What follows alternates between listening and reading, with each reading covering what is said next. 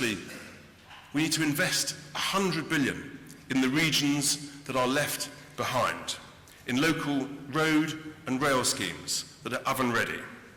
That would be far, far more beneficial to millions and millions of commuters and people who would use it in their daily lives than HS2. Secondly, we need to invest billions in digital infrastructure.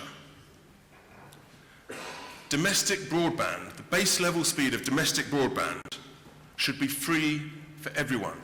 It is now literally a vital personal utility. All public transport, buses, trains, tubes, trams, should all have free Wi-Fi. It's not fair. It is simply not fair that you only get that on the London Tube and a few fast trains. We need to invest in young people. We need to scrap all interest on student loans. It's absurd to have an interest rate for students of over 6% when the government is borrowing 30, 40-year money at under 1%.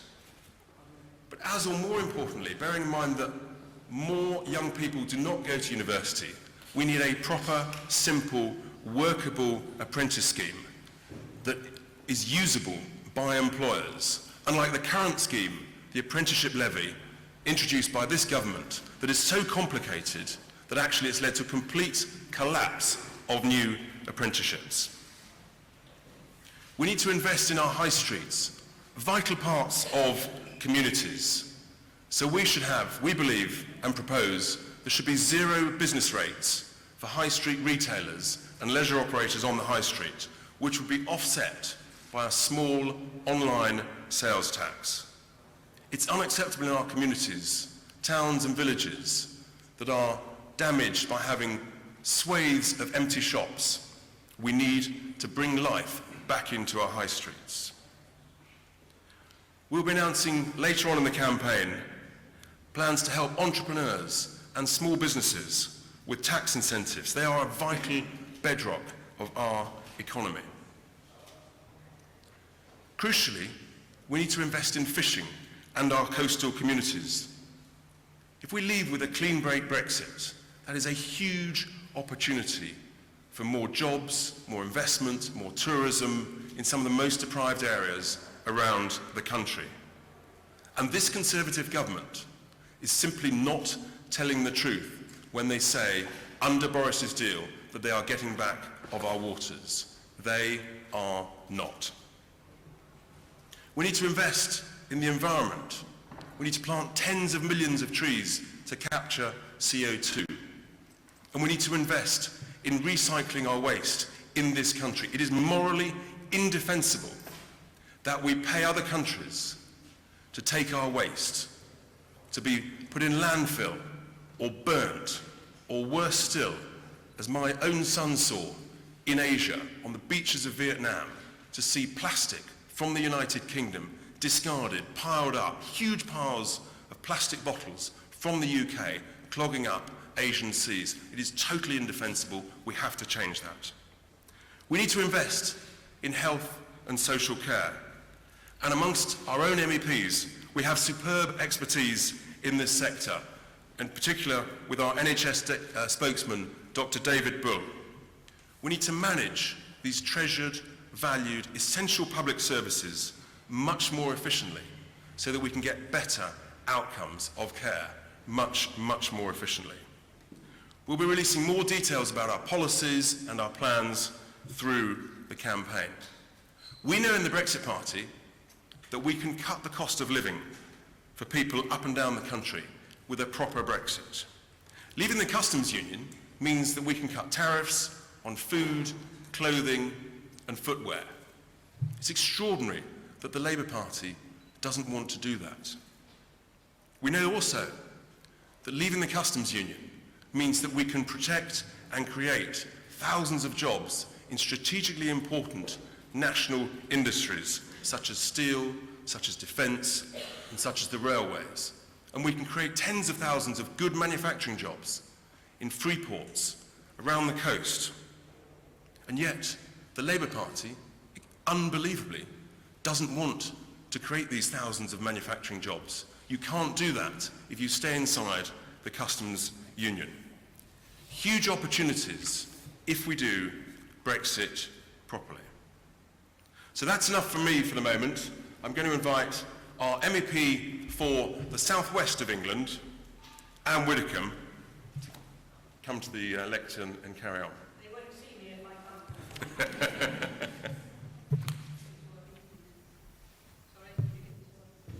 We have the microphone working. There we go. Thank you. Thank you very much, Richard. I just want to say briefly why I have joined the Brexit Party beyond the issue of Brexit itself. And I knew when that moment came, when my movement from the Conservative Party, which I'd been in for 55 years, became quite inevitable. Because it isn't just that Parliament has been a circus for the last 3 years, it has also been profoundly dishonest.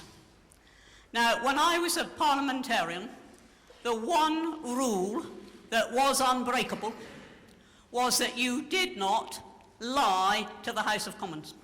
If you made an honest error, you had to correct it, you had to put it on the record in the library. Honest error was one thing. We also know that politicians quite regularly are, as the expression goes, economical with the truth.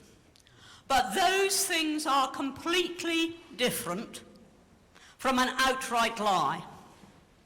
And my moment of disillusionment came when Theresa May assured the House of Commons and the nation that her deal would not involve being trapped in the customs union forever, and she went further. She published legal advice from her Attorney General, which appeared to uphold that interpretation. Then, of course, as we all know, Parliament forced the publication of the full advice, and the opposite was true. The Attorney General had said, in black and white, that it could indeed trap us in the customs union forever. And that was the moment. That was the moment. It wasn't the circus. It wasn't the disorder. It wasn't the chaos. But that was the moment when I knew that something had to be done to regain parliamentary standards. And it's gone on. How often did Boris assure us, and the House of Commons, that he was going to make sure that we left the European Union on the 31st of October? He knew he didn't have a majority. He knew the opposition were not exactly going to cooperate. He knew the Speaker was most unlikely to facilitate any clever ideas that he had. He knew all of that, and he still stood there and said to the nation, do or die, we're leaving on the 31st of October. It was a rhodomontade of rot, and he knew it. And it's easy just to dismiss it as, oh, well, this is Boris's bombast. No, he was promising something he knew darn well right from the start that he would almost certainly be prevented from delivering. Meanwhile, within Parliament, we have seen the Labour Party put party before country, maximise the discomfort of the government at every turn, regardless of whether or not that was good, in this case, for the future of the country. And I do believe that we have rotten politics, and I'm not using that as an exaggeration, rotten politics in this country at the moment, and that one of the things we have to ensure is that Parliament is composed of people who believe in what they say, who try to tell the truth, and who are meritorious and devoted. That is what we need. And that is the sort of politics that I want to see for Britain. And that is why, quite apart from the issue of Brexit itself, I now have lost all confidence in either of the two main parties. I never had any confidence in the third. I have lost any confidence that I might ever have had that here was a major party striving for the public good. And so that is why I'm delighted to join the Brexit Party, and of course I think it's a great honour to be here with Claire. We don't agree on much else, but we agree on that. And that is our motivation, and that is why I believe that we really can make a hugely significant difference to the way this election turns out. Thank you, Anne. I know that you will make a huge contribution to our national campaign as we tour around the country talking to thousands, hundreds of thousands of voters across every region of the land. It now gives me great pleasure to welcome one of our other MEPs, who is the elected member of the European Parliament for the North West, Claire Fox.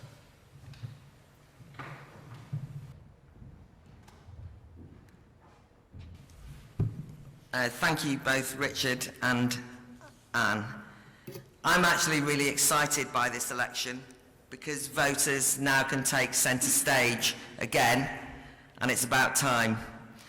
One of the frustrations, indeed one of the great tragedies of Brexit until now, has been, despite the fact there was an unprecedented public vote for change, a vote to renew democratic institutions and a demand for democratic accountability, Brexit was almost hijacked, owned and controlled by a technocratic establishment, and voters have been squeezed out and sidelined time and again.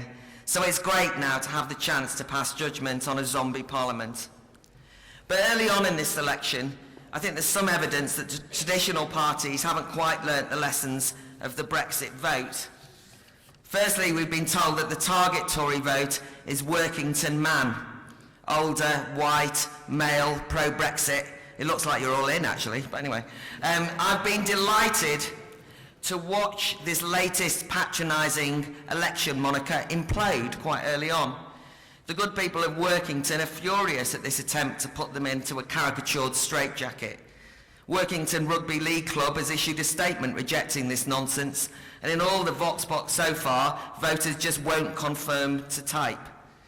At the very least, I think this shows that since the 2016 EU referendum, the electorate refuses to be anybody's stage army. They think for themselves, they're unpredictable, they're independent-minded. So, almost from day one, a lesson for all political parties, it seems to me, is don't take the electorate for granted. That's why it grates so much when I hear Tories, rather arrogantly, assuming that they can just rock up into northern heartlands, places they've disdained, ignored and decimated over the decades, and then simply expect that all that will be forgotten if they throw some policy trinkets and dosh at voters and then proclaim we are the real Brexit Party.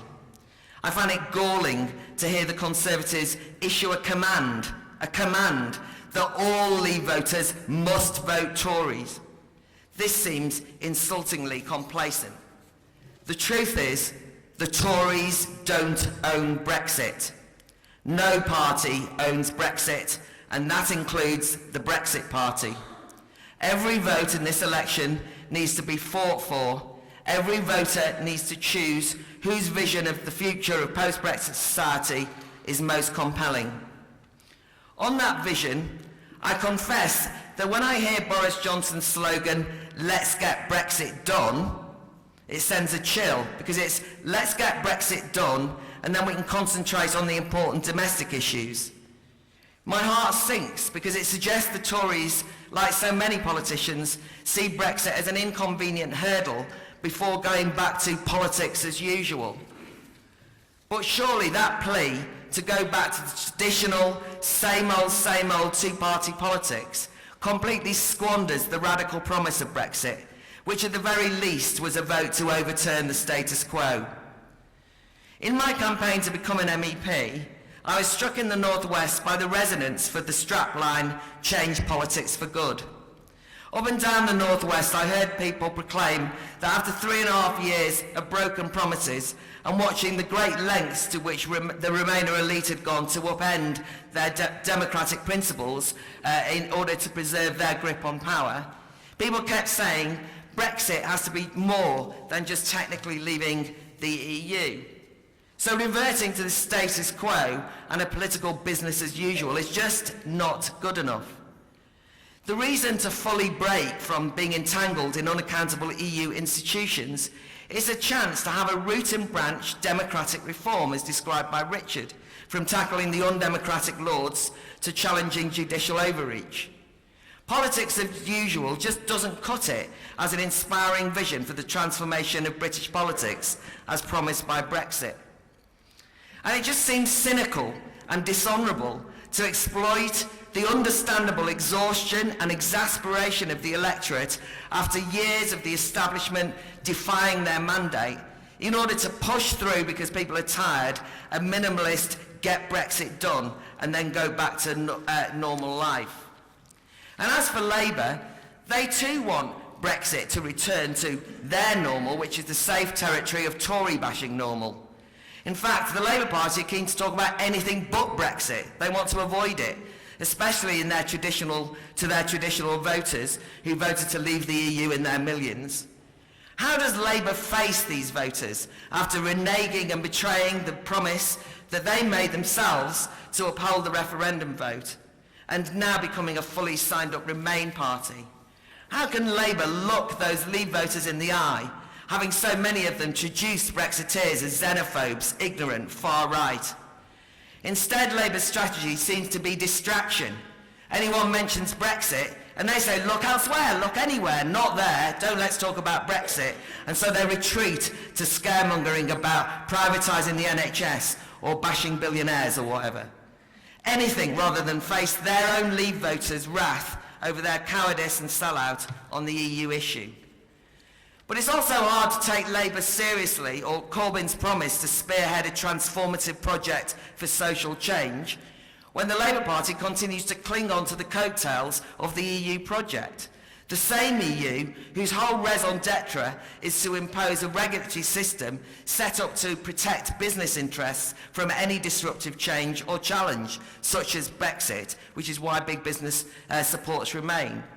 Labour's radicalism is in truth rather timid. Labour's true conservatism is illustrated when it proclaims that Brexit is a blank cheque for government to tear up workers' rights, and in turn the Labour Party credits the EU with protecting said workers' rights, socially progressive rights. How insulting is that to all those British workers and trade unions and civil libertarians who have historically fought long and hard for those very rights? Let me tell you, it's not the likes of Christine Lagarde, Michel Barnier or Ursula von der Leyen who can take credit for improving working conditions in the UK over the decades. And what's more, that claim is delusional. To quote Larry Elliott from The Guardian, no less, he said, from the earliest days, the overriding principle behind the European project has been to make life easier for capital, which is why multinational corporations like it so much. So, Mr Corbyn, can I remind you of the EU's 2015 imposition of austerity on Greece? Anyone who dared to suggest to Greek workers that they should look to Brussels to protect their rights will be given short shrift. And I think we should give short shrift to Labour when they say the same to workers here. To conclude, whether it's Labour's pessimistic lack of confidence in our own ability to take control of improving working conditions without the patronage of Brussels employment lawyers, or the Tories' defensive, minimalist message that the only choice is to get a shoddy deal over the line, both dangerously threaten to squander the promise and potential of Brexit, which is real change. So now it's time for voters to choose, and of course it's scary because that's what democracy's like.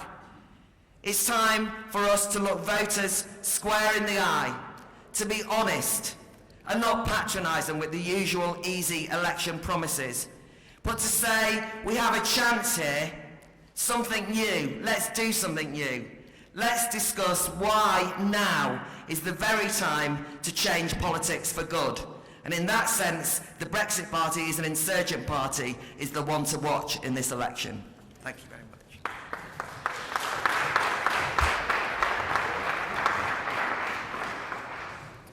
Thank you very much for that, Claire. It's extraordinary. What the Brexit Party has done since we launched is we've turned the anger of millions of voters into hope.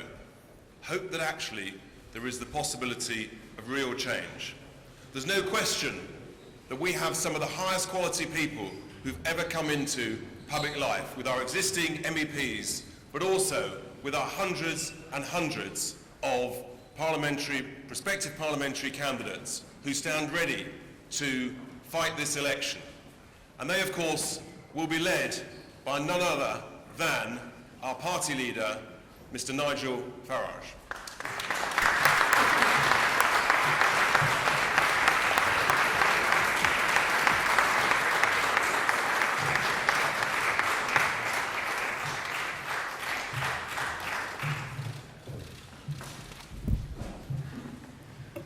Thank you and good morning everybody. It is November the 1st and yes, we are still members of the European Union. Yet more broken promises and indeed a breakdown of trust and faith, not just in politics but actually in our entire democratic system in this country. And that is why I came out of political retirement to found the Brexit Party, because I thought something had gone wrong and we'd even lost sight of what the Brexit vote was about.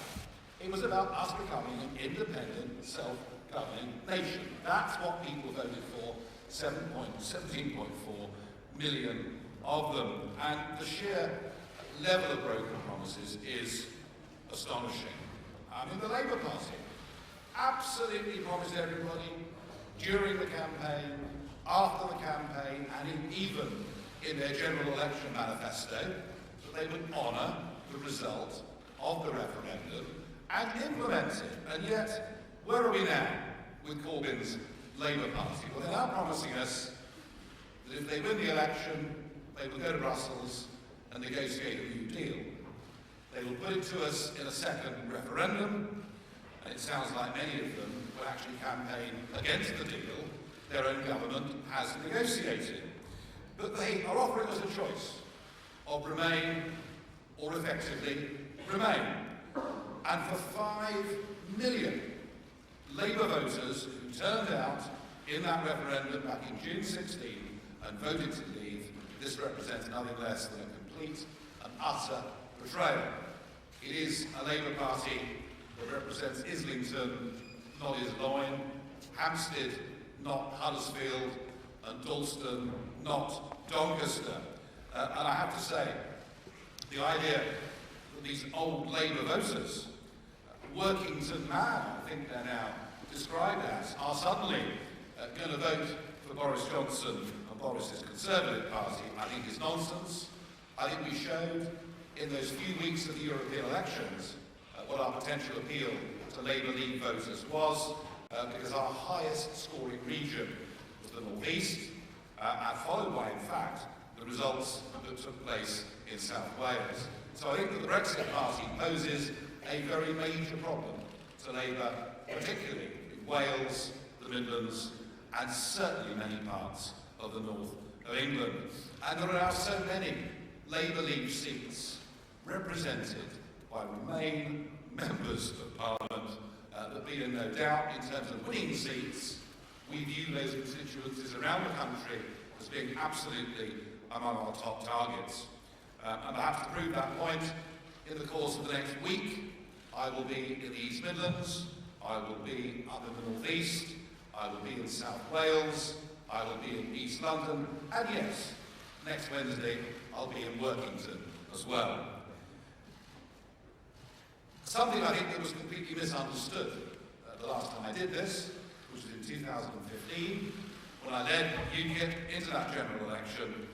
Everyone seemed to think, media commentators, newspaper editors, that somehow, because UKIP were fielding hundreds of candidates, we would have a very negative effect on the Conservative Party. And the absolute truth of it, something that is now acknowledged by some, is that it was in fact the UKIP vote that disproportionately hurt the Labour Party in those 2015 general election. And actually, there wouldn't have been a Conservative majority if it hadn't been for the effect of the UKIP vote. So this continued lazy thinking that somehow Brexit voters are all Conservatives is nonsense. This issue is so fundamental, it crosses all normal political divides. And I am pleased that Jeremy Corbyn will no longer be able to say in this campaign that if we get Brexit, we leave the customs union and attempt to enter into a free trade deal with the United States of America, that somehow that means that our NHS is for sale. I was talking to an American friend of mine on the radio last night who indicated that is well and truly off the table. And what of Boris Johnson's Conservatives? Well, look, I'd be the first to accept that he did inherit a very difficult position. You know, he inherited Mrs. May's appalling surrender treaty, and he did it with the clock running down to the 31st of October. And I don't doubt for a moment that he tried his best to improve it, and perhaps the one significant achievement was that Great Britain is not committed to being in the customs union, but the price of that was appalling. The price of that was Northern Ireland being hived off, which I think for him personally represented a really pretty dreadful breach of the promises that he made at the DPP conference the year before. But it doesn't end there, of course, because now, if this treaty passes, I very much hope it doesn't, it will lead to massive pressure in Scotland for the SNP to campaign for the same thing. Boris tells us it's a great new deal. It is not. It is a bad old treaty, and simply, it is not Brexit. What we are doing here is kicking the can down the road for at least a further 3 years, entering into another round of agonising negotiations. And Monsieur Barnier, who, by the way, is rather more brilliant at negotiating than our side appears to have been in the last 3 years, Monsieur Barnier has set down the terms already. We are committing in an international treaty that Boris Johnson wants Parliament to vote for and for us to ratify. We are committing to negotiating for up to 3 years in line with the political declaration. And that means we're aiming for regulatory alignment. Yep, everything from financial services to fisheries would, if we do this trade deal, be tied to EU law. We will not in any way be taking back control of our laws, our money, or our borders. And I am actually grateful to President Trump for making it clear last night, doing it in a way he didn't want to hurt Boris Johnson. He's a fan of Boris Johnson. He thinks that Johnson has brought great energy to the job. But putting it very simply, that if we continue down this route, there will not be trade deals with the USA, or indeed, I don't think, any other parts of the world. Boris's deal gives us all of the burdens of EU membership, but no say whatsoever. And it will not get Brexit done. In fact, what it will do is lead to a campaign in which people say, we have no voice, we have no vote, we have no veto in the few areas that they're left. It will lead to a campaign for us to rejoin, a campaign that, if it was put to a referendum, I have no doubt would actually succeed. So I want to urge Boris Johnson to reconsider the detail of what is in those two documents. And I say that because he gave an answer in the House of Commons on fisheries. He gave an answer in the House of Commons on Northern Ireland exporters to Great Britain. And both of those answers simply weren't true. And that suggests to me that his desperate desire to get rid of the backstop, to bounce Parliament, sitting for the first time on a Saturday in 37 years, to bounce them into agreeing it, I'm not sure he's actually looked at the full details himself. A general election is a chance to press the reset button. A general election is a chance to pursue a different agenda. After all, no Parliament may find its successors. It's what we expect in general elections, in main party manifestos. So I'm going to say this to Boris Johnson: drop the deal. Drop the deal, because it's not Brexit. Drop the deal, because as these weeks go by and people discover what it is that you signed up to, they will not like it. And I also am more than willing to compromise my position You see, I've been saying for months, we have to go for a clean break Brexit. And I've said that because it was the only way of delivering Brexit on the 31st of October. But if Boris said that he now wanted to go down the route of a genuine free trade agreement, along the lines perhaps of Canada or other models, and that in doing so, he would not sign us up to political linkage, he would not keep the continued jurisdiction of the European Court of Justice, that he would simply go for a free trade deal, he'd give a deadline of the 1st of July, and failing that, of course, we could both go to Geneva, to the World Trade Organization, under Article 24, we could leave the European Union, but have several years, in fact, to negotiate the new agreement. If Boris was to go along with that, I would view that as being a totally reasonable position. And in the interest of building a Leave alliance, I would be more than happy to back that. Of course, he would have to say that if they were being completely unreasonable, if they didn't want a free trade deal, if they weren't prepared to go to Geneva, then of course we would leave on July the 1st on WTO terms, and he would have to say it, and indeed he really would have to mean it. Either way, pursuing that route would mean not having a new EU treaty. Pursuing that route would mean not entering into negotiations on the completely impossible conditions that Barnier has set out already in the political declaration, and that really would be Brexit. I believe the only way to solve this is to build a Leave alliance across this country. And that doesn't mean just Conservatives and the Brexit Party. There are Labour figures out there that I've spoken to who would more than happily stand in this election if we could put this coalition together. But if it was done, Boris Johnson would win a very big majority. And on that manifesto, we really could get Brexit done. In fact, to quote a friend of mine, we've become an unstoppable force. I hope and pray that after 25 years of endeavour on my part, that this works. But if it doesn't, well then, the Brexit Party will be the only party standing in these elections that actually represents Brexit. And if that's the situation, there are two things that we will do.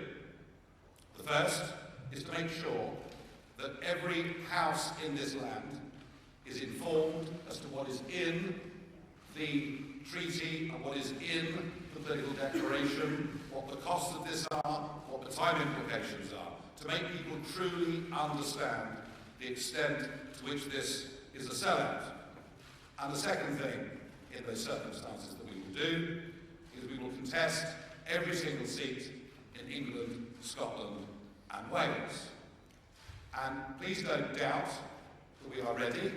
Don't underestimate our determination or our organisation. Indeed, next Monday we have 500 candidates coming to London, and they will all be signing their candidate forms on that day, and you're all very welcome to come along and to witness that. You know, as we showed in those European elections, we are able to attract a very high quality of candidate with far more diverse backgrounds than the Labour, Conservative or Liberal Democrat parties, and we're doing this because, coming from all walks of life, we don't trust the establishment to deliver on their own. Indeed, if it hadn't been for Jimmy Goldsmith, the Conservatives would never have made the pledge to have a referendum before joining the Euro. If it hadn't been for UKIP, there would have been no referendum on EU membership, and without the Brexit Party, we will never get a meaningful Brexit done. We are determined to deliver Brexit. We are equally determined, as you've heard earlier on this morning, that politics cannot just go back to the way that it was before. This country is crying out for genuine political reform, and we will campaign on that during this general election too, because we really do want to change politics for good. And I know inevitably you will ask me about funding Well, I can tell you we have enough money right now for a fully funded election campaign. And by the look of the way money is coming in on our website, we will have more than enough to fight this campaign and to fight it well. Now, of course, I'm open and flexible to local exceptions. And already we are in communication with a number of MPs who are prepared to renounce the withdrawal agreement, to renounce the deal, and they themselves to stand on a ticket of a genuine free trade agreement or leave on WTO terms. So, of course, in those cases where MPs say this, we will view them as our friends and not as our enemies. And more interestingly, already we're being approached to put together informal arrangements on the ground, constituencies in which they may have a better chance of winning and we won't bother to campaign, but equally constituencies in which we have got a better chance of winning and they won't campaign. And that is already beginning to come together. But that is not the real deal. The real deal is a Leave alliance that wins a big majority in Parliament. The real deal is a Leave alliance that delivers a genuine Brexit. I hope that common sense prevails over the course of the next 2 weeks. We are prepared, all of us in the Brexit Party, to put country before party, and we put that appeal out to Boris Johnson and others in the Conservative Party. Now is the right time to do this, but if they choose not to, we will stand up and do this on our own. 17.4 million people voted Brexit, and they deserve to get it. Thank you.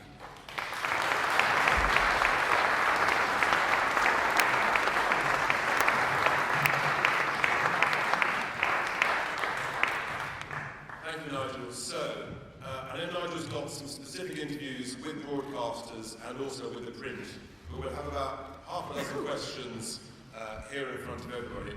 So, who would like to start? Why don't you got your first hand up? You say your name, where you're from. Thank you very much. Hi, William James from Reuters. You talked about what you would do if Boris didn't